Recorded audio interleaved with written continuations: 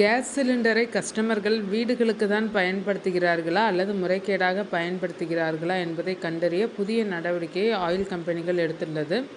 இது வாடிக்கையாளர்கள் தரப்பில் மிகுந்த குழப்பத்தையும் அதிருப்தியையும் ஏற்படுத்தி வருகிறது. அத்துடன் முக்கிய கோரிக்கை ஒன்றும் பொதுமக்கள் தரப்பிலிருந்து எழுந்துள்ளது. வீடுகளுக்கு 1 இணைப்பு 2 இணைப்புகளில் சமையல் எரிவாயு சிலிண்டர்கள் வழங்கப்பட்டு வருகின்றனர். இதில் 2 கேஸ் சிலிண்டர் கனெக்ஷன் வைத்திருப்பவர்கள் சிலிண்டர் காலியாவதற்கு முன்பே இன்னொரு சிலிண்டரை புக் செய்து வாங்கிக் கொள்ளலாம். ஆனால் ஒரே ஒரு கனெக்ஷன் வைத்திருப்பவர்கள் சிலிண்டர் முடிந்த பிறகுதான் வாங்க முடியும்.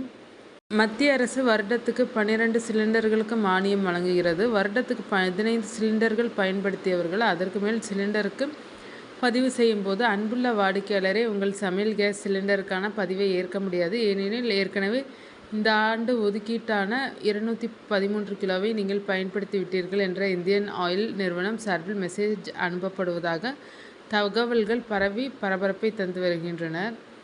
இது குறித்து அதிகாரி ஒருவர் சொல்லும்போது, ஒருவருக்கு ஆண்டுக்கு 15 சமையல் கேஸ் சிலிண்டர்கள் வரை வழங்கப்படும்.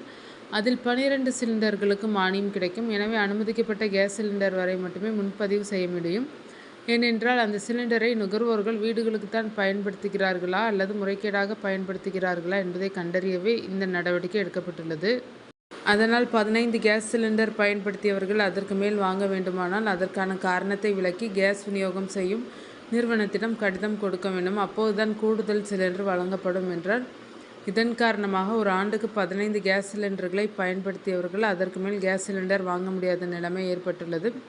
இது வாடிக்கையாளர்கள் மத்தியில் குழப்பத்தையும் அதிருப்தியையும் ஏற்படுத்த துவங்கிவிட்டது.